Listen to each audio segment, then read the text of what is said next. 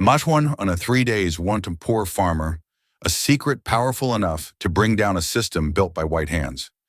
Yakuba walked for 72 hours under burning sun, carrying a single envelope enough to make European spies tremble. But why would a man with no power, no money and no weapon become the greatest threat they've ever faced? And what did he tell President Traoré that could save a nation silently slipping into foreign control? The sun in Ouagadougou didn't rise, it exploded. By 7 a.m., the capital was already choking under a veil of red dust, heat hanging in the air like sheets of metal. At the southern security perimeter, just outside the heavily guarded presidential zone, a disturbance cracked the routine stillness like a whip. A man stumbled into view. He wasn't running, but he moved with the urgency of someone who had outrun fear itself. His sandals were frayed, barely clinging to blistered feet. His shirt was torn, sweat-soaked and speckled with sand, one sleeve missing entirely. Around his shoulders hung a faded satchel, and in his right hand, gripped as if his life depended on it, was a yellow envelope creased and damp from the journey. "Stop right there," a soldier barked, stepping forward with his rifle raised. The man Yakuba froze. Dust swirled around him like smoke from an invisible fire. He didn't raise his hands. He didn't drop the envelope. He only looked up, eyes bloodshot from sun and sleeplessness. His lips were cracked. His body trembled. But his gaze, dark, direct, did not waver. Two more soldiers closed in. "This is a restricted area," one shouted. "Identify yourself or we will fire." Yakuba opened his mouth and at first no sound came. His throat had the texture of sandpaper.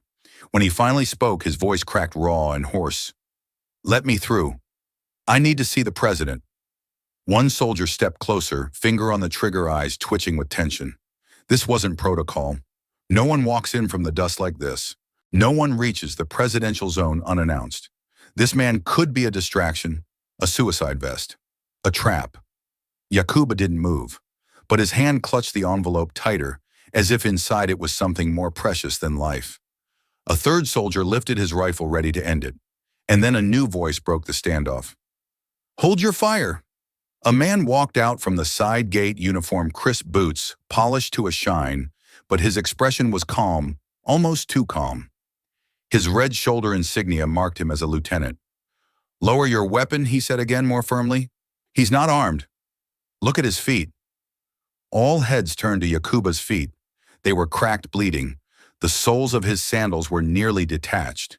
His toenails were blackened from walking on scorched earth. No one could fake that kind of damage. The lieutenant stepped closer. "Who are you?" he asked quietly. Yakuba blinked slowly. The dust made it hard to focus, but he answered with the last of his strength. "Yakuba from Kanjari." A silence settled, heavy, uncertain. The soldiers exchanged confused looks. Kanjari was hundreds of kilometers away. It wasn't near any major roads. "No one walks from Kanjari." "You walked," one soldier whispered, incredulous. 3 days, Yakuba said. Then raising the envelope with both trembling hands, "This is for President Traoré. No one else." The lieutenant didn't touch the envelope. He studied Yakuba's face instead, his eyes sunken but alive, his hands shaking but steady, the way he stood like a man who had seen the end of something and come back with a warning. "Why didn't you go through proper channels?" the lieutenant asked. Yakuba exhaled a shallow breath. "Because the proper channels are already compromised." For a moment the wind paused. The red dust hung mid-air like a held breath. Something shifted in the atmosphere, not fear but unease. The kind of silence that happens when someone says something they're not supposed to know. The lieutenant nodded once, then turned to his men. "He's coming with me, and if anything happens to him on the way, it's on you." They passed through the gate with no fanfare, no sirens, no orders, yelled across radios. Just one dust-covered farmer and one officer whose gut told him this was the beginning of something bigger. Behind them, the envelope bounced lightly against Yakuba's chest. Inside, ink had already begun to bleed through the corners from sweat and heat. Names, maps, symbols. But no one watching knew that yet. All they saw was a man too poor to matter, holding an envelope that might shake an empire. And somewhere inside the palace, President Traoré hadn't yet realized his nation had already been breached. and salvation had just walked in unarmed. The courtyard behind the south wing of the presidential compound was quiet, too quiet for the hour. Morning traffic beyond the compound's walls buzzed faintly, but inside the world felt paused. A neem tree stood at the center, its wide leaves offering a patch of shade that barely touched the cracked tiles beneath. The air was thick with dust and the kind of heat that pressed down on the lungs. Yakuba sat cross-legged, back-hunched body, swaying slightly from exhaustion. He hadn't slept in over 2 nights. He hadn't eaten in one. Yet the yellow envelope remained pressed tightly to his chest, gripped like a child clutches a final breath. Lieutenant Karim stood a few steps away, arms crossed, not saying a word. He had escorted Yakuba through 3 inner gates, bypassing regular clearance eyes, wary but no longer suspicious. He hadn't told anyone else why. He had simply said, he has something. It's for the president. Yakuba's head tilted back against the trunk of the neem. Above him, branches swayed in the windless air. It felt like even the tree was holding its breath. From inside the building, a soft clicking of shoes on tile echoed, growing louder. Then the courtyard door opened. No guards, no aides, no fanfare. Just one man. President Ibrahim Traoré stepped into the courtyard wearing a plain linen shirt and dark trouser sleeves rolled, no medals, no flag pin. His eyes scanned the scene, not out of fear, but precision, like a man who had learned never to underestimate the quiet ones. He stopped 3 steps from Yakuba, neither cold nor welcoming. Yakuba slowly rose to his knees, fingers digging into the envelope, like it might vanish if he let go. "I'm sorry to come like this," Yakuba said, voice low but firm, "but I couldn't send this through the usual way." Traoré didn't blink. Why? Yakuba swallowed. Because the usual way is broken. A pause. Then with both hands he held out the envelope. "This is for you. Only you." The president didn't reach for it right away. He looked at Yakuba. Not just his clothes or his hands, but his face lined with dust eyes, rimmed in red but steady. Too steady for someone who had walked for 3 days straight. Too clear for a madman. Too calm for a liar. Karim stepped forward instinctively, offering to take the envelope for inspection. Traoré lifted a hand. "No. Let him speak." Yakuba's voice cracked as he began, but steadied quickly. "No one sent me. I came because I saw something, because I heard things that don't belong in our country. They wear uniforms, they wear badges, but they didn't earn them, and they speak our names like they own them." The president took a slow step forward and finally reached out. His fingers brushed Yakuba's as he took the envelope. He didn't open it. Not yet. He tucked it into the inside pocket of his shirt like one might pocket a loaded weapon. For the first time, a flicker of expression crossed Traoré's face. Not fear, not anger, but recognition. The kind of recognition reserved for someone who knows the ground beneath him has shifted and the storm hasn't arrived yet, but its shadow has. He didn't ask for proof.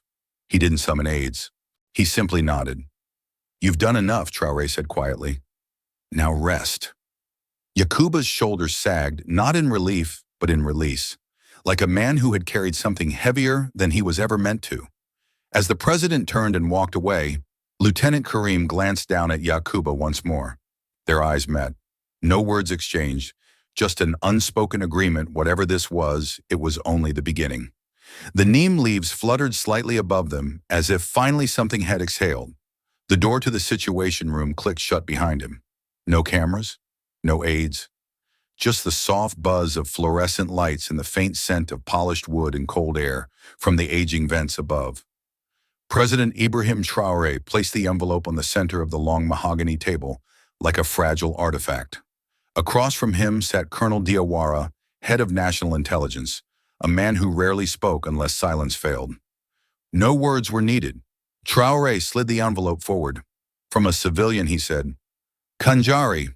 He walked here." Diawara raised an eyebrow but said nothing. He reached into the inner pocket of his jacket and retrieved a slim, ivory-handled knife. With one clean stroke, he slit the top of the envelope. A small puff of red dust escaped from within, as if the journey itself had bled into the paper. Inside were 3 folded pages, worn and slightly damp. He unfolded the first slowly. It was a map, hand-drawn, rough, uneven lines sketched from memory. But as Diawara looked closer, details began to settle into place. Rooms, corridors, Numbered offices, backup generators, hidden exits. His jaw tightened. This is the Ministry of Infrastructure, he muttered. Level B2. Traoré didn't move. He was watching the colonel the way one watches a doctor read test results calm on the outside storm brewing underneath. Diawara opened the second page. A list of names, some full others, just initials. But beside each was a role: agricultural consultant, development strategist, language liaison, water expert. Each one followed by foreign phone codes: French, Belgian, Swiss. And then one line underlined twice in charcoal: Adèle Vignon. Access to presidential schedule. Diawara sat back silent. Continue, Traoré said. The colonel opened the final page. This one was less structured. Words spilled across the sheet like fragments of memory. Half confessions, half warnings. They speak French, but it's not theirs. They know the minister's route better than his driver. The maps show towns, but the gold mines are circled for removal, not protection. At the bottom, in fading black strokes, one phrase was written again and again, as if the pen had been gripped harder each time they're already inside. The room fell into a deeper silence, one that even the air conditioner seemed to respect. Traoré stood and walked toward the wide windows behind him. Outside, government staff moved across the courtyard, like ants, orderly, predictable, unaware. He placed one hand on the glass, then spoke not loudly but with the weight of something final. Then we're not just under threat. A pause. We're occupied. Diawara didn't respond. His eyes were still on the paper, now spread across the table, like a puzzle no one had meant to solve. These names, he said after a moment, they match whispers we've heard for months. Consultants asking for unusual floor plans, advisors getting security clearance beyond their rank. But no proof. You have it now, Traoré replied. Diawara looked up. Sir, this isn't a rumor. This is a breach. The president nodded, once his expression unreadable. Seal this room. No copies, no digital transmission, no leaks. He turned away from the window. And begin quiet containment. No one is to know, not yet, especially not the people in that list. Diawara gathered the pages, slid them back into the envelope, and placed it inside his locked briefcase. As he stood, Traoré's voice stopped him again. That farmer. Yes, sir. I want him protected, discreetly. He may have just stopped a war without knowing he was in one. Outside, the neem leaves whispered against the window. Inside, a country had just taken a breath it didn't know it was holding. 3 days earlier, the village of Kanjari had awakened, like it always did, with the sound of roosters and the smell of dry dust lifting off the earth as the first rays of light scraped across the flat horizon. The wind moved slow in the mornings here, brushing softly over cracked mud walls and faded blue shutters, carrying with it the scent of millet smoke and something older, something sunburned into the bones of the land. Yakuba rose before the sun had fully breached the horizon, his silhouette framed against the wooden doorway of his home, a structure built of hardened clay and humble resilience. His back ached from the day before, but he didn't mention it. He never did. His wife Mariama had already lit the small stove in the corner and was grinding grain with soft, practiced motions. The sound was rhythmic, calming, like breathing. Their 3 children still slept beneath a shared mosquito net, tangled together in dreams and limbs. Fatu, their youngest, stirred when she heard her father's footsteps crunch the dusty floor. She rubbed her eyes, then whispered, Baba, are you going far today? Yakuba smiled, kneeling beside her. Just to the northern field, he said. We need to turn the soil before the rains come. I'll be back before your shadow touches the doorstep. But Fatu frowned, a wrinkle forming between her small brows. I don't want you to go far anymore. Last night I dreamed. There were men in uniforms, but they spoke like thieves. Yakuba stilled for a second, just a second, then smiled again, brushing a curl from her forehead. You've got your mother's eyes and your grandmother's dreams, he said softly. But dreams don't till the land, eh? He stood and stretched, adjusting the faded cloth belt around his waist. His shovel leaned against the doorway. His satchel hung by a single thread, but it still held. It always held. Outside, the village stirred to life. Children ran barefoot, chasing a tire rim down the dusty road. Goats bleated near the well. A boy balanced a bundle of firewood 3 times his size, grinning with pride. There was poverty here, yes, but no shame. Kanjari was not a place of wealth, but it was a place of rhythm. Each hand knew its task, each heart beat in sync with the land. Yakuba passed a neighbor sharpening a hoe. They exchanged nods. No words. In a village like this, words were expensive. Respect was shown through time and work.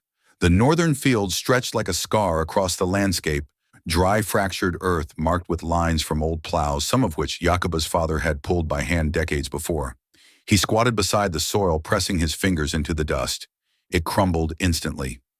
No rain in 12 days, a voice said behind him. Yakuba didn't turn. He recognized the voice. It was Awa, the village's old herbalist, barefoot and sharper than most men. Soon he replied, "The birds are flying lower." Awa chuckled. "The birds don't know the war coming. But I think you do." That made him look. She wasn't smiling. Her gaze settled not on the field, but on the satchel slung across his shoulder. "You carry something heavier than millet, Yakuba," she said, "and it doesn't belong in this soil." Yakuba stared at her, heart suddenly quiet. "How long have you known?" Awa turned back toward the trees. "Since the day you stopped whistling while you worked." Then she walked away. Yakuba remained alone, the wind now picking up dust across the field. He looked at the cracked earth, at his tired hands, at the empty sky above, and something in him shifted. The world hadn't changed yet, but it was holding its breath. Back at home, Fatu stood silently at the doorway, watching her father from afar. She didn't wave. She only whispered again to herself, "Don't go far, Baba." The military outpost sat on the edge of the main road, like a half-finished thought, a few concrete barriers, one rusting tower, and a canvas canopy flapping lazily in the heat. Yakuba had delivered produce there before, mostly yams, cassava, and millet for the soldiers stationed on supply patrol. It was supposed to be routine. He had no reason to expect anything different that day. Yakuba balanced the woven basket on his shoulder, its rough fibers biting into skin, already weathered by sun and years. As he approached the checkpoint, the usual guard, Sergeant Tamba, a round man with a permanent scowl, motioned lazily for him to wait. "Leave it near the shade. Someone will weigh it," he muttered. Yakuba nodded silently and walked toward the tree line, where other baskets were stacked. But as he stepped around the far side of the canopy, voices drifted toward him, not shouting, not barking orders, but clipped fast, deliberate. French. He understood French well enough. It was the language they taught in the village school.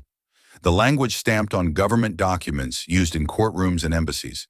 But the accents here were off. Too smooth, too controlled.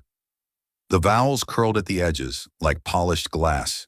He froze behind a battered supply truck body, shielded by its rusted frame. The voices grew sharper. Phase 1 was too slow.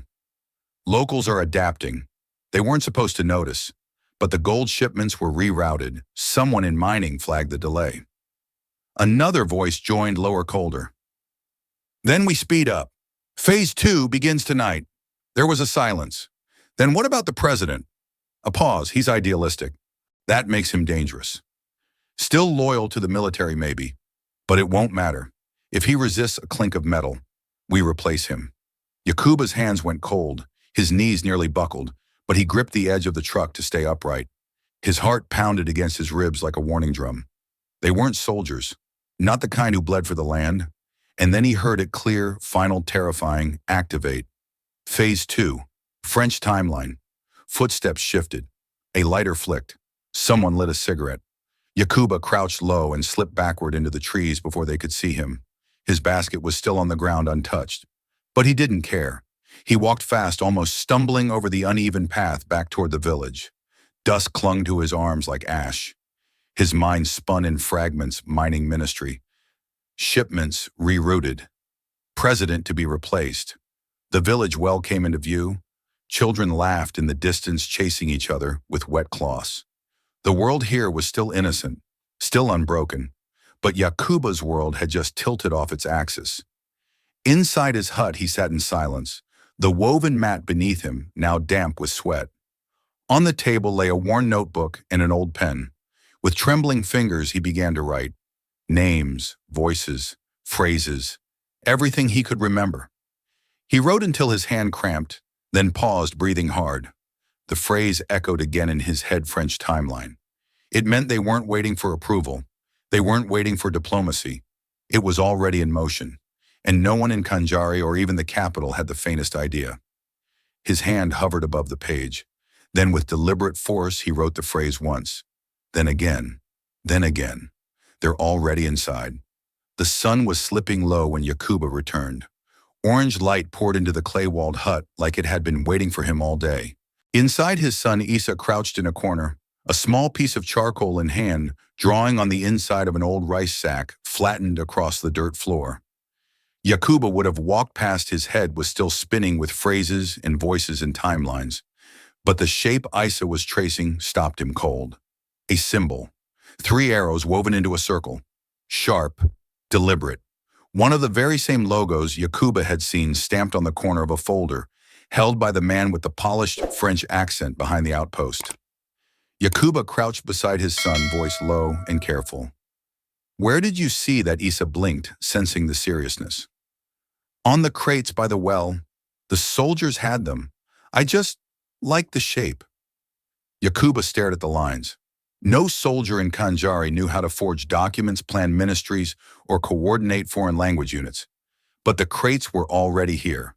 That symbol wasn't just design, it was identity, a brand, a signature of a network deeper than rumor, older than any recent whisper. This wasn't infiltration. This was installation. He rose slowly, went to the far corner of the hut, and pulled out a crumpled, empty grain sack. From the fire pit, he took a charred stick and began drawing, not artistically, but methodically. He mapped what he remembered. The corridors on the blueprint, the position of cameras near the ministry offices, the list of roles and their connections, dashed lines, arrows, question marks where memory failed.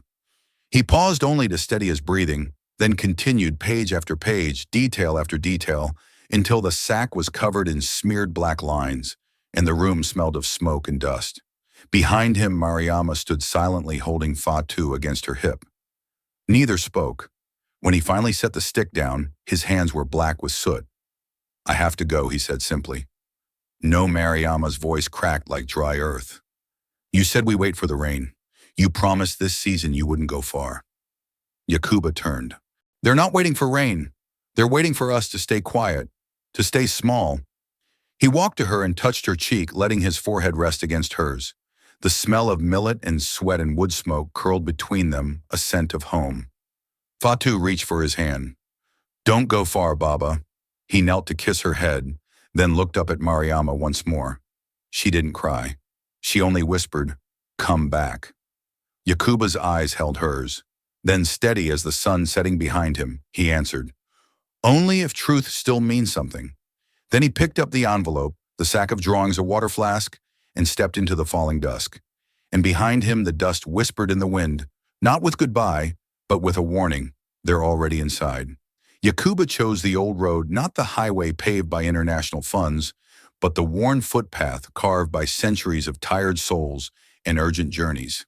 It began behind the last cassava plot in Khanjari, where the brush grew thick and the dirt turned redder with each mile.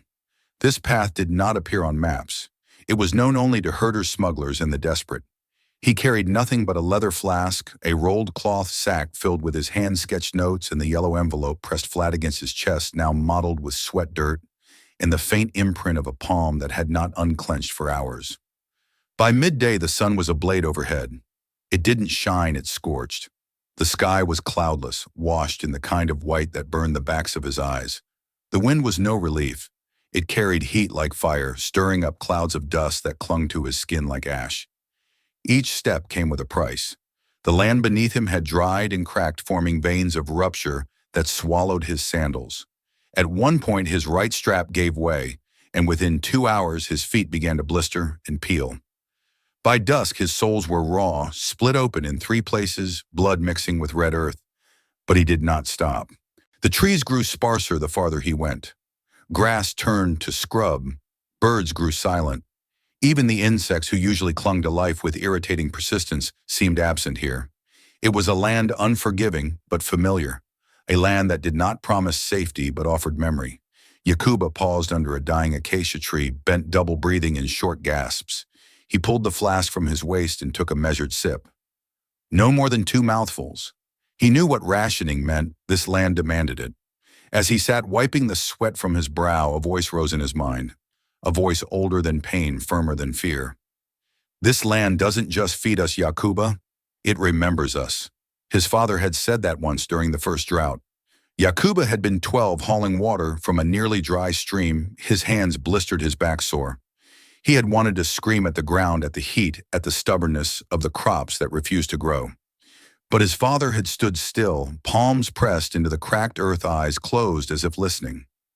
This land is old. It watches how we walk it. And if we carry truth across it, even barefoot, it will carry us back. Yakuba stared at the horizon. There were no signs, no markers. But he knew this land. He trusted its silences. He read its changes like scripture. A patch of broken twigs meant someone had passed recently. A trail of crushed thorns meant military boots, not civilian. He veered left.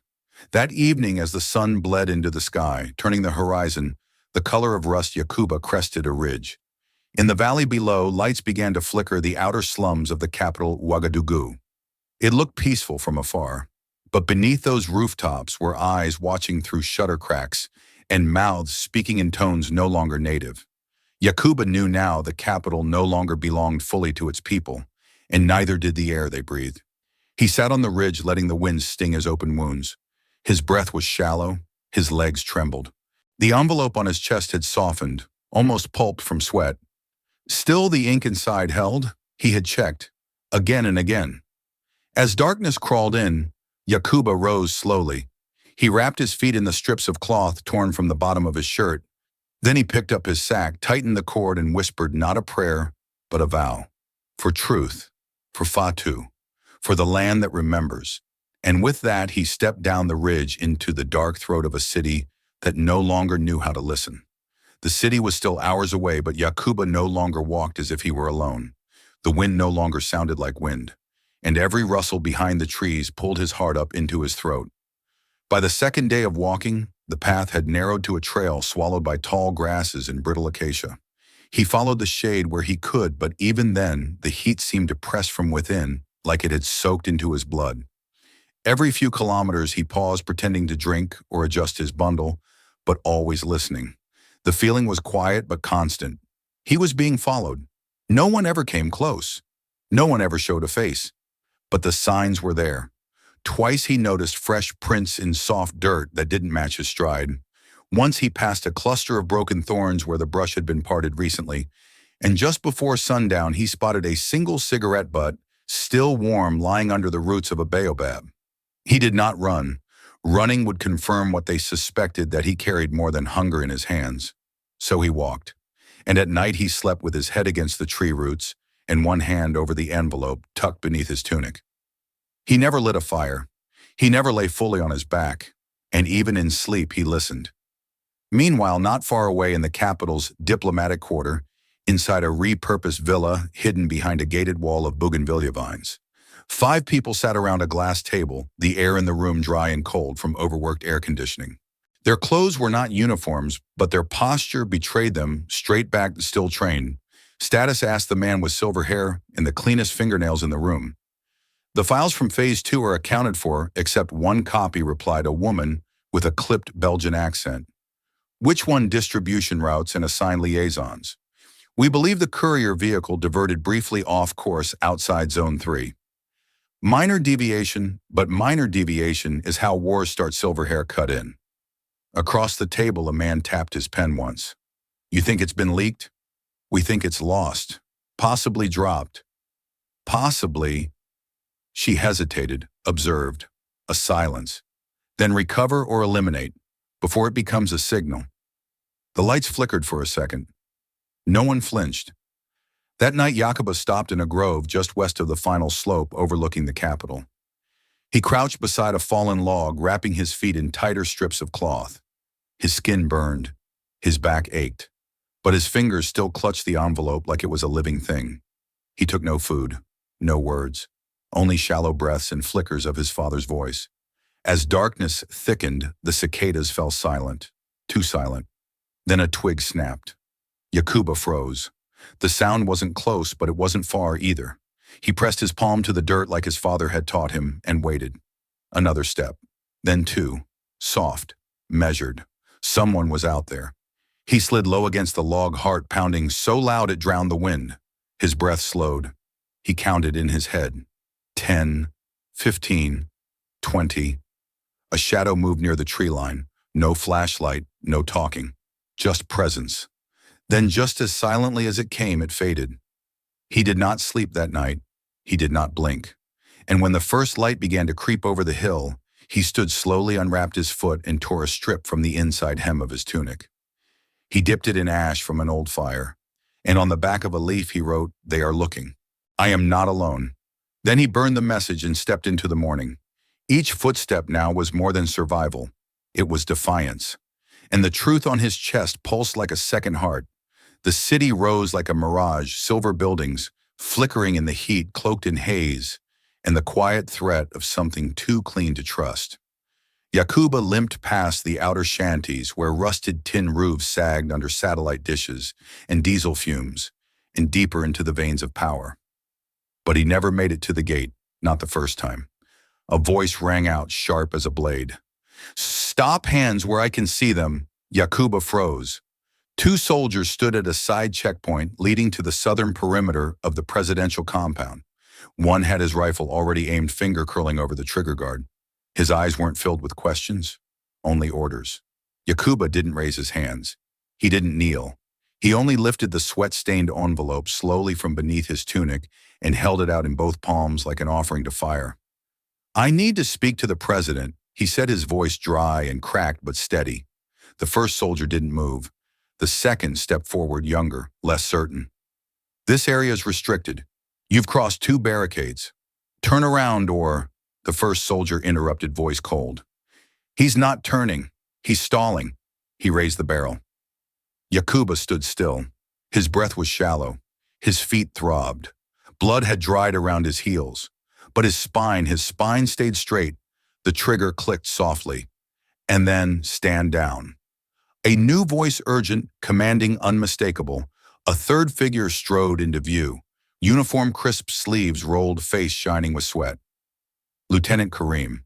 His presence hit the checkpoint like a bolt of lightning. The armed soldier hesitated. "I said stand down." "But sir, he's not armed." The soldier looked again, then reluctantly lowered his weapon. Karim stepped between them, his eyes never leaving Yakuba. He spoke lower now, almost to himself. "He's not just a man." A pause. "He's a message." Yakuba exhaled. Not relief, not safety, just movement. Karim took the envelope gently, eyes tracing the creases and sweat stains as if reading something beyond paper. Then, almost without blinking, he said, "Come with me, quickly." They walked past the gate, silent but watched. The soldiers did not salute. They only stared, uncertain, as if they'd just let a ghost through the perimeter. Inside, Yakuba glanced once at the steel towers above. Their shadows stretched long across the courtyard tiles. Thresholds aren't always doors. Sometimes they're moments. Sometimes they're the sound of a gun that didn't fire. Yakuba sat once more beneath the same neem tree, though the light had changed. Morning had softened into noon, and the courtyard tiles shimmered with quiet heat. A soldier brought him water and a bowl of rice, but Yakuba didn't eat. He only held the tin cup in both hands and watched the ants cross the cracks beneath his feet. The envelope was no longer with him. It was in the hands of the highest office in the country, and now he waited not as a farmer, not as a fugitive, but as something else entirely. Inside the western wing, President Traoré stood behind a long oak desk, his hands resting on either side of the open documents. The soft rustle of paper was the only sound in the room, except for the quiet breathing of Colonel Diawara, who stood beside him, arms crossed, eyes unmoving. The pages were slightly crumpled, but the ink held. Handwritten maps, name lists, hierarchy sketches, even rough badge symbols, and scattered among them, Yakuba's simple, unshakable warning, "They're already inside." Traoré moved slowly through each sheet, his gaze narrowing with each name. When he reached the list of positions labeled advisors and liaisons, he stopped and turned toward Diawara. "This one," he said, tapping a name. "And this one. They match your last briefing, don't they?" Diawara nodded slowly. We flagged both in the last sweep. We were still building the case. No proof, just behavior. What kind of behavior? They ask the right questions but in the wrong tone. They linger after briefings. They speak fluent Mossy but never miss a French idiom. We couldn't act on instinct alone. Traoré stepped back, folding his arms. And now Diawara didn't answer. Instead, he picked up the last sheet, the one with the phrase written over and over again in black ash ink. He stared at it in silence for a full 10 seconds. Then now we move. The president looked toward the tall windows. Beyond them, Yakuba sat still under the neem, unmoving eyes half closed like a monk in meditation. Do you believe him? Traoré asked quietly. Diawara nodded. He gave us nothing digital. No flash drive, no phone, no encryption, just charcoal memory and truth. That's either madness or courage. Traoré finished. He turned back to the documents and laid a hand flat on the page listing government departments marked for strategic alignment, a euphemism clearly. The Ministry of Resources, the Development Council, even the regional security councils in charge of rural deployments.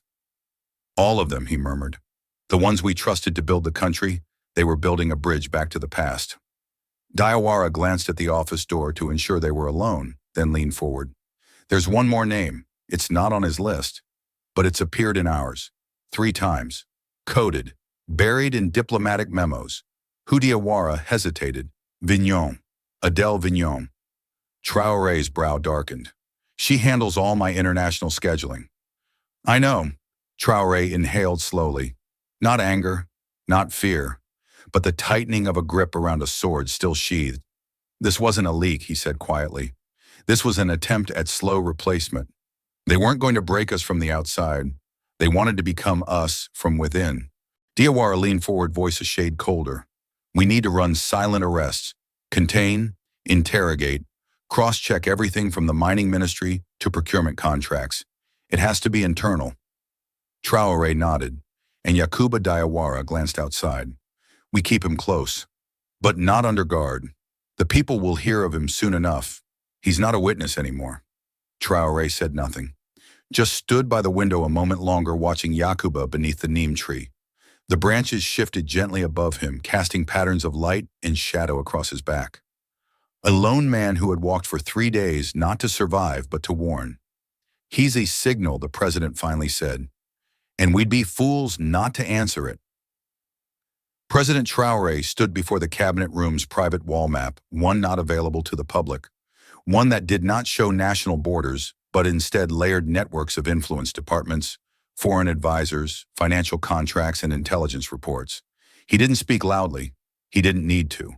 From this moment, he said, no arrests, no press, no noise.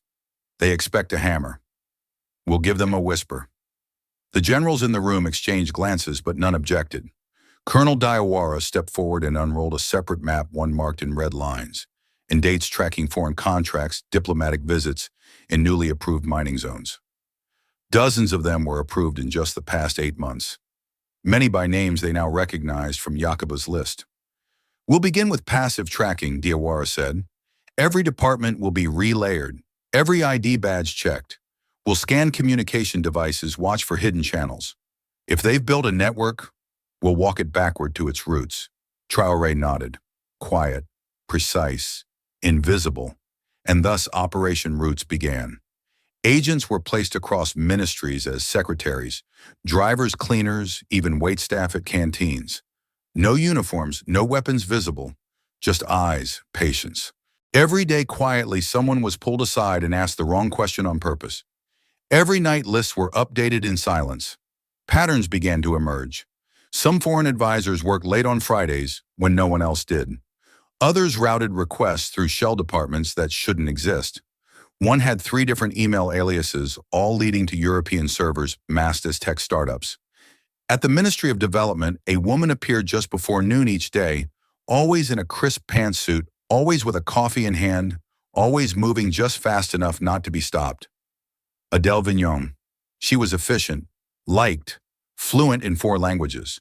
Her reports were detailed, her meetings punctual, her tone respectful, but she had no personal records prior to 2 years ago. No known family, no photographs before her appointment except one, and it was blurred beyond recovery. That's when Nasira was sent in. A career intelligence officer trained abroad, Nasira spoke softly, moved gracefully, and had the eyes of someone who noticed everything without needing to write anything down. She was embedded as an administrative assistant under a false name placed just 2 desks down from Adele. The first day Nasira watched, Adele typed fast but with no rhythm, like she was mimicking someone who worked hard rather than doing the work herself. She double-checked every door she entered, often glanced at the ceiling corners as if checking for cameras, and never sat with her back to a hallway. The second day, Nasira accidentally left a folder labeled Property Contracts Mining Revision on Adele's desk. Within minutes, it had been opened and closed again with a single sticky note added that read, "This is outdated use version 6.2. But that version didn't exist, not publicly. By the fourth day, Adele's movements began to shift. She lingered near Nasira's desk more often, casually asked questions about department policy, security codes, exit routes during emergencies. It wasn't direct, but it wasn't innocent either. Nasira reported everything back each evening in silent briefings with Colonel Diawara. Her behavior is adaptive, she told him. Calculated. She's not a sleeper. She's already awake. Diawara didn't blink. Then the question isn't whether she's part of it, he said. It's how many others she's already activated. The operation deepened. Micro-trackers were inserted into select office printers. Encryption signatures were analyzed against known diplomatic cipher patterns. Every anomaly mattered. Every second counted. And through it all, Yakuba waited. He still sat under the neem tree days later. Not because they forgot him, but because he had become the center of the storm they couldn't name out loud. Every new name confirmed from his papers brought one quiet nod from the president. Every pattern revealed made the silence feel louder. And as the network was slowly, methodically untangled, one truth pulsed through the corridors of power. This was no longer infiltration, it was reclamation. The safe house was not much of a house at all. A single-story villa tucked behind a tall concrete wall, flanked by overgrown hibiscus and a mango tree that hadn't borne fruit in years. The guards stayed out of sight. The cameras blinked from hidden eaves. No one entered without clearance. No one spoke his name. Inside, Yakuba sat in the garden at the back, where the dust from the city couldn't quite reach, and the shadows of trees filtered the sun like an old memory. A cracked clay pot stood near his feet, filled with water and mint leaves. The chair beneath him was worn but solid. He hadn't asked for comfort. He hadn't asked for anything. A man from the ministry had visited earlier that day. Clean shirt-clipped accent. He offered new clothes, a stipend, possibly a press interview, if the president approved it later. He spoke like someone preparing for a chapter in a textbook. Yakuba only shook his head. I didn't walk 3 days for headlines, he said. The man waited, trying again. But the people should know who helped us see. You uncovered what no one else dared to speak of. You. I'm not a mirror, Yakuba interrupted softly. Don't point me at the crowd and expect a clean image. The man left soon after, a little slower in the shoulders than when he arrived. In the late afternoon, a girl brought him tea and left without speaking. Yakuba nodded his thanks, even though she didn't turn to see it. Alone again, he leaned back in the chair and looked at the garden wall. The wind stirred the leaves. A lizard darted across a stone. He could hear the distant hum of traffic, and beneath it, if he listened hard enough, the land itself seemed to breathe.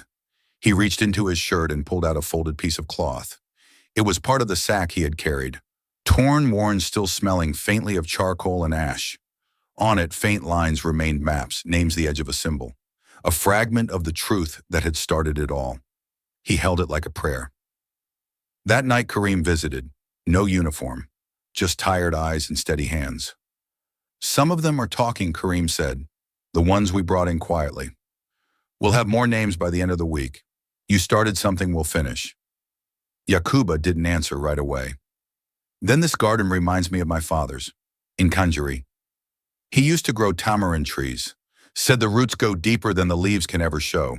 Karim nodded, unsure of what to say. As he turned to leave, Yakuba spoke again softly, but with the weight of stone. Tell my son, he paused. Tell him I gave this land something worth bleeding for. Karim stopped in the doorway, his throat tight. I will. And behind him in the garden, overgrown with forgotten vines and old sunlight, Yakuba sat still, not as a man hunted, nor as a hero made, but as a memory already writing itself into the soul of a nation. She arrived each morning at exactly 8:05. Same silver satchel, same white blouse ironed to perfection, same pale gray heels that made no sound against the marble floor. Adele Vignon walked through the Ministry of Development like a shadow no one dared to name. She didn't joke with colleagues. She didn't linger at the coffee station. She didn't ask questions, but always seemed to know the answers. Most assumed she was there for compliance, checking data, verifying project numbers, preparing polished reports for foreign investors. Her French was native but emotionless. Her Mossy fluent but rigid, learned like an algorithm. Her smile when it surfaced was too symmetrical to be real. But Nasira was watching, and she had learned that stillness can be louder than sound. Adele never stayed in one department more than 2 days. She rotated between ministries, resources, infrastructure, energy, communications, always in the name of interdepartmental review, always polite, always signed off by someone high enough that no one questioned it. But Adele wasn't collecting new information. That was the first anomaly. She's not here to gather, Nasira noted in her nightly report. She's checking. By the 3rd week of shadowing her, Nasira saw the pattern. Adele brought a small folder with her, everywhere, never left it at her desk, never opened it at meetings. But every time she reviewed a project proposal, she would pause halfway through, glance at the folder, then look at one line in the report longer than the rest. As if scanning for a code, a confirmation. She once looked at the name of a subcontractor for a rural energy project and didn't blink for 12 seconds. She's not verifying the ministry, Nasira whispered to Colonel Diawara in their off-site briefing. She's verifying progress. Progress toward what? That's the question. Adele moved like a former ghost, someone who had once been invisible but chose to keep the habits. She rarely spoke on the phone, never stayed in the same apartment more than 6 months. The building she currently lived in had 2 staircases, 4 blind spots in its surveillance system, and backup generators. She had no known friends, no family contacts, no social media presence. What she did have was a pattern of movement that matched former French intelligence contractors assigned to Francophone West Africa a decade prior. She had never been publicly listed, but intelligence isn't always what's visible. Sometimes it's what repeats. A week earlier, Nasira had intercepted a diplomatic file from a private courier between the French consulate and a shell organization labeled Indigo Ventures. Inside, buried in jargon, was a simple line: Phase 2 indicators match 81%. Field assets still positioned in central review capacity. Adele. It had to be. Back at the ministry, Adele sat now in a side conference room reviewing proposals for agricultural modernization. Her fingers tapped the desk in a slow, rhythmic pattern. 3 beats, pause, 3 beats. Morse A, tell Nasira didn't know. But what she did know was that Adele paused at one name on the list of land redistribution stakeholders. Her brow creased barely, but her hand moved to the folder. She scribbled something with a pencil. Then she stood and left the room without a word. Nasira waited 10 seconds, then slipped into the conference room. The report Adele had marked was still open. The page: Village Sector 9, Kanjari region. Yakuba's home. Nasira stared at the name. The past wasn't leaking into the present anymore. It was hunting it. Later that evening, Nasira filed her update with 2 new lines. Subject is not collecting. Subject is auditing a takeover already in motion. The presidential convoy was supposed to depart at 9:00. The visit to the Tokoro goldfield had been scheduled for weeks, a symbolic gesture of national resource sovereignty. Cameras were already stationed. Miners had been briefed. Local officials rehearsed their applause. But at 08:46, President Traoré stood at the edge of the helipad, one boot already on the step, when Colonel Diawara approached, face unreadable. We switched to Site 2. Effective immediately, Diawara said, handing over a manila folder with the words "Priority Revision" stamped in red. No announcement, he added. We scramble the comms. Traoré didn't question. He turned, nodded once to the pilots, and redirected the motorcade without a word. The convoy rerouted south toward a water reclamation project in Bonti, leaving behind nothing but dust and a stunned press corps. 17 minutes later, across the capital, a secure line inside a government-adjacent telecom router went silent. Then a backup line did the same. In a cool apartment not far from the French consulate, Adèle Vignon paused mid-keystroke. Her screen had gone blank, not from power loss, but disconnection. Her encrypted channel to an off-site receiver had just been cut. Cleanly, surgically. She stood slowly, her reflection caught in the dark screen. For a moment the room felt too quiet, the only sound a single drop of water leaking from a nearby faucet. In the northern hills near Decorro, 4 men in maintenance uniforms stood waiting by a power substation adjacent to the goldfield. Beneath their jackets concealed weapons. Inside a van parked nearby, a 5th man stared at a small monitor, waiting for the arrival confirmed ping. It never came. At 0932, a silent alarm blinked red. They were exposed. They scrambled, dispersed into forest paths, dumped comms gear into the creek, torched a bag full of fake IDs and printed mining credentials. The plan had relied on one thing: predictability, but someone had disrupted the clock. Back in the capital, Diawara stood beside Traoré in the presidential briefing room. "We got the intel 2 hours ago," Diawara said. Nasira intercepted a phrase in Adele's cache. "Golden hour confirmed. GTF cross at 9:15. It matched with a strange uptick in internal clearance requests around the Takoro region. GTF Gold Transfer Force. Doesn't officially exist." Traoré folded his arms. "So the visit was never symbolic, it was bait." Diawara nodded. "Not for you, for whoever wanted to show how easily they could remove a head of state in the name of economic realignment." The president's jaw tightened. He looked at the ceiling, then to the wall map nearby, his eyes landing briefly on a dot marked Zone 3, Resource Corridor. Then he whispered, more to himself than to anyone else. They didn't want a coup. They wanted a clean vacancy. The trap had been built with surgical precision, but they had missed their window by just 27 minutes. And sometimes that was all a country needed to stay standing. The warning came at dawn. An analyst inside the Intelligence Bureau flagged 3 unusual ticket requests, all departing to non-direct destinations, routed through obscure regional carriers. One was a French urban planning advisor, another a Belgian health policy consultant. The third held a dual passport, but no official government affiliation. By midday, there were 11 more. They weren't just fleeing, they were evaporating. Colonel Diawara stood at the edge of the central command floor, eyes locked on the live departure feed streaming across the high wall monitors.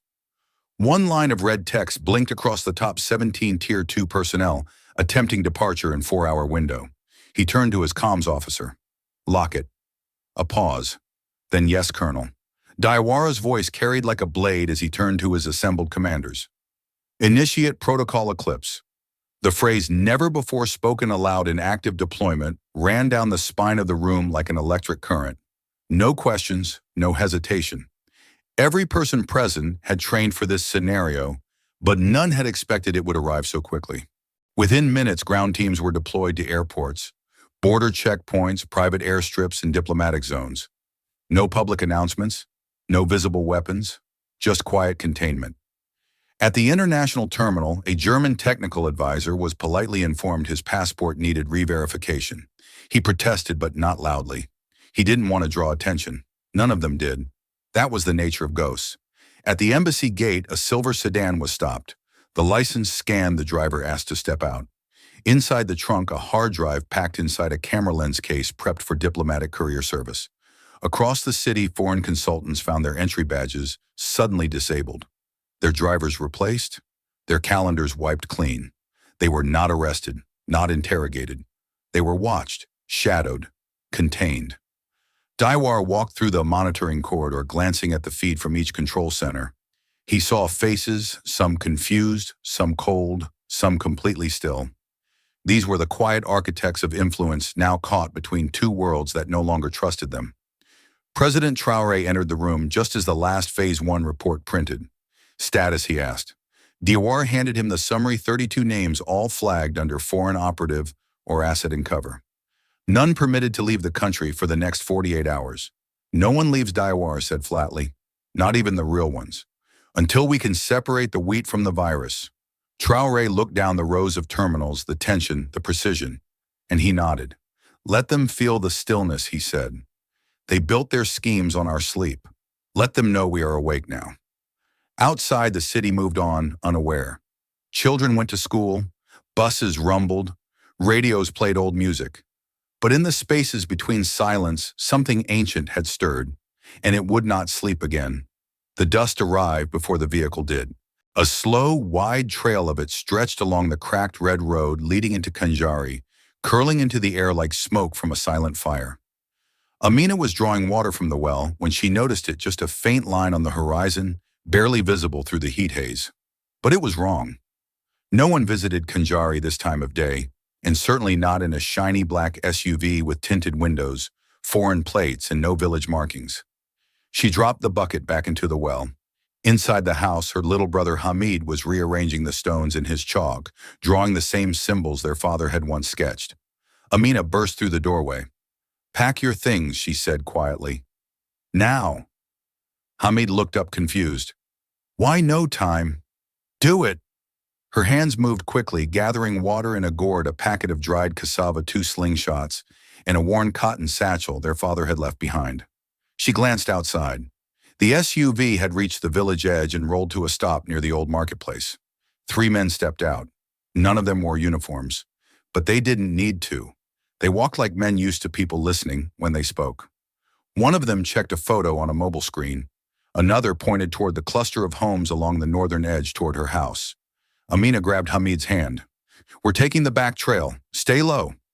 She led him out the back entrance, down a thin trail overgrown with dried guinea grass, and past the edge of the cassava field. It was the same trail their father had used when he left for the capital, the same one he had walked barefoot for 3 days. Now they followed his shadow. As they moved, they passed neighbor after neighbor, each one watching in silence but saying nothing. Some nodded. One woman, Mama Diarra, handed Amina a scarf without a word. An old man placed a stick in Hamid's hand. At the next fork in the path, a boy barely older than Hamid stepped out of the bush and pointed left. "They stopped at your house." One went inside. "Did they say anything?" "They're not asking questions. They're looking for something." Amina's heart thudded. It wasn't a search. It was a sweep. They kept moving through brush under trees past the flat stone by the broken shrine. Each step faster, more urgent. Behind them, the low growl of the SUV's engine echoed again, closer now.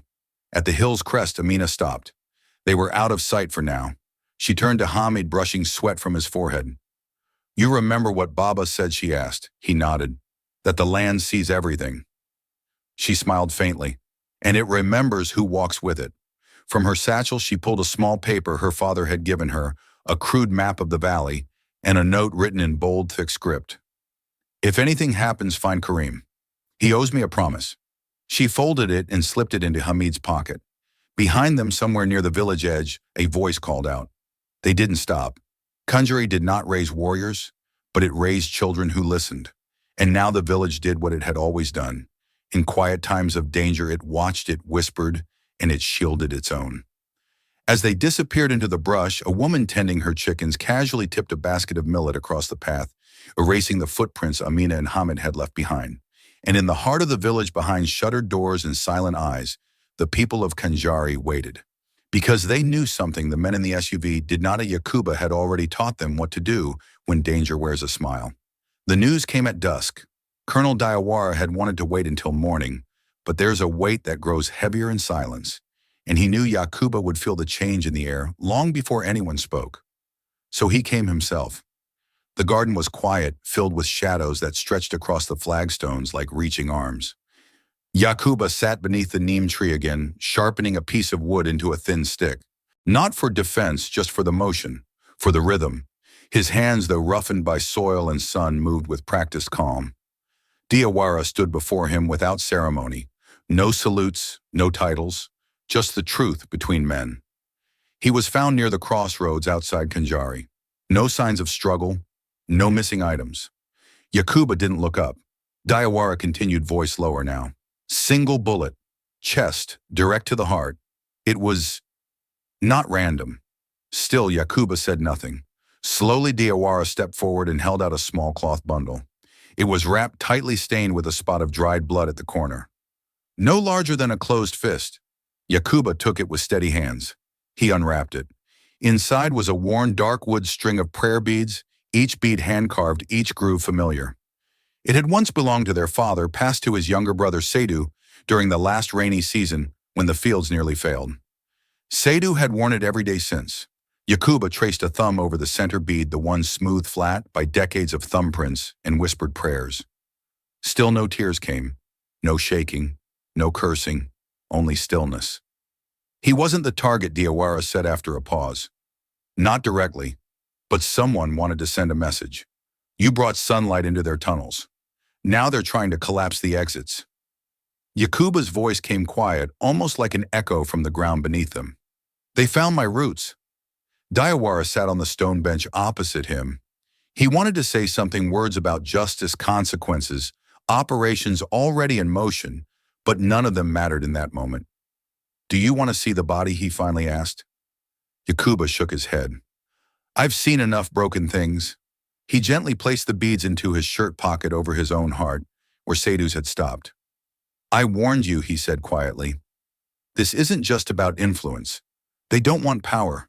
Diawara nodded. They want control. No, Yakuba said. They want erasure, memory, history, bloodlines. They want to rip out the things that hold people to the earth. The neem branches stirred above them in a slow breath of wind. Yakuba looked up at the leaves, then back to the dirt near his feet. When they kill a brother, he said, they don't just break a man. They gamble the silence will hold. That grief will stay buried. And will it? Diawara asked. Yakuba didn't answer. He stood up slowly, legs stiff from sitting too long, and brushed the dust from his trousers. Then Sadhu once told me, you don't choose when to be part of history. You only choose whether you'll be remembered with your spine straight or your knees on the ground. He turned toward the compound gate. Tell the president I'll do whatever he needs. Diawara stood too, watching the farmer become something else entirely. And though the beads had stopped moving in Yakuba's pocket, their weight was now a part of his step. With every breath, with every decision, with every moment forward, his brother walked with him. The guards didn't follow. President Traoré stepped out of the armored vehicle alone, his suit jacket slung over one shoulder, dust collecting at the edge of his trousers. There were no press vans, no aides, no advisors, whispering from behind sunglasses. Just the late sun and the long walk to the garden where Yakuba waited. He found him seated beneath the neem tree again, in the exact spot where he had sat on the first day they met. Only now his shoulders were heavier, his eyes sharper. He held the prayer beads, not moving them, just resting them against his palm. Traoré didn't speak at first. He sat down beside him, not across, but beside two men level with the ground. The wind was soft, the light golden and slow. Finally, Yakuba broke the silence. You didn't have to come in person. I did, Traoré said. Yakuba nodded once. Then sit with me as someone who's lost a brother, not a president. Traoré lowered his gaze. I have. Two, in fact, years apart. Different wars, same silence afterward. Yakuba turned the prayer beads once. They'll call me brave, he said. A patriot, maybe even a hero. They already do. He shook his head. I don't want statues, don't want headlines. His voice didn't rise, but it carried. Don't make this a headline. Make it a system. Traoré turned toward him, listening. Protect the people who speak up, not just once, not just when it's convenient. Build a country where truth doesn't have to hide in a sack, where my son won't have to draw symbols in charcoal just to be heard. He paused, then added, make them afraid to lie again. The silence afterward was longer, but in that silence something passed between them, not obligation, not policy, understanding. Traoré reached into his leather folder and pulled out a small envelope. Inside was a folded document, old in design, but freshly printed, a certified land deed, sealed by the Ministry of Justice, stamped with the seal of the presidency. He held it out to Yakuba. For your family, he said, this land is protected by law, by force, and by memory. No one will ever take it from you. Not now, not after. Yakuba took it with both hands. He didn't smile, but he bowed his head slightly, a gesture rooted in centuries of meaning. I didn't bleed for land, he said quietly. But if land remembers, then let it hold this moment too. The sun dipped lower. Shadows lengthened. No one moved. And for one breathless minute, two men sat, not as ruler and subject, but as sons of the same soil, bound by the cost of what they had lost and the weight of what they had saved. The village square had no microphone, No flags flapped behind the podium. There wasn't even a podium. Just the cracked earth beneath weathered sandals, the smell of millet roasting somewhere nearby, and the wide sky leaning in like it wanted to listen. President Traoré stood before the people of Conjuri, the very place where the secret had started, where a man with no uniform had walked barefoot to deliver the truth. He wore no armor, no tie. His shirt was plain, his voice steady. And when he spoke, the villagers leaned in, not because they had to, but because something in them remembered the weight of being heard. I stand here not as your ruler, he began, but as your echo. A pause. I've come to say thank you not just to one man, but to a community that raised someone brave enough to walk into the lion's mouth, carrying only conviction. Yakuba stood in the background, arms folded, face unreadable, his daughter beside him holding her brother's hand. Traoré looked around at the people, their eyes, their silence. I will not offer you promises, he said. I will offer proof. He pulled from his pocket a document, one of many now being signed across the nation. This soil, he said, lifting a pinch of dust from the ground, will no longer be up for auction. Not for gold, not for development, not for diplomatic comfort. It belongs to the people who have bled into it, who pray over it, who die defending it. Murmurs passed through the crowd like breeze through dry leaves. We will not sell our silence for aid, he continued, nor our soil for gold. Behind him, young soldiers stood not as guards, but as listeners. Many of them from villages just like this one. The transformation was not in policy, it was in posture. Traoré raised the document again. From this moment, our land registry is public, protected, and our people, the ones who hold this country together without salary, without spotlight, will be heard. No applause erupted, no chants followed. Only the sound of shovels in nearby fields returning to the work of the day with pride. That was how Conjari honored courage. Not with clapping, but by planting. The glass sparkled faintly in the morning light. Beyond it, the exhibit was quiet, a single panel with soft golden lighting surrounded by photographs and aged documents. Some visitors walked past without stopping, drawn to more dramatic displays nearby. But the little girl stopped. She stood very still. Inside the case sat an old manila envelope, wrinkled, stained, sealed with a small black smudge in one corner. It looked ordinary, fragile, forgettable. Her hand pressed lightly to the glass. Is that it? She asked. Beside her, her grandfather nodded. He wore a simple vest and had a softness in his eyes that did not match the military medal pinned near his collar. Yes, he said.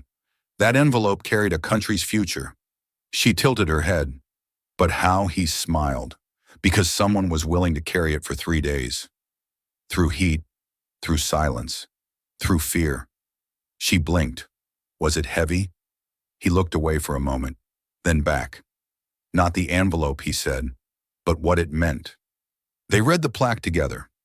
This document, delivered in 2025 by a civilian named Yakuba, exposed a covert infiltration of national resources by foreign interests.